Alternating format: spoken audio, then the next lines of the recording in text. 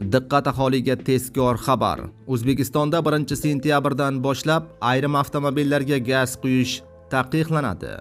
Quyish umuman mumkin emas. Barcha fuqarolar tezda xabardor bo'ling.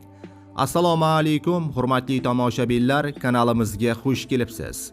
O'zbekiston va jahonda sodir bo'layotgan so'nggi xabarlarni birinchilardan bo'lib kuzatib borish uchun esa like tugmachasini bosib qo'yishni unutmang. Obuna tugmachasini bosganlar video rolik oxirida 15 ming so'm egasi bo'lasiz. Diqqat qiling.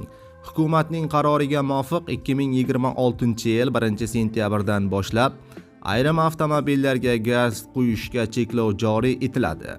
Yangi tartibga ko'ra tegishli hujjati mavjud bo'lmagan, texnik ko'rikdan o'tmagan, muddati o'tgan yoki sinovdan o'tmagan gaz balloni o'rnatilgan avtomashinalarga gaz quyish taqiqlanadi.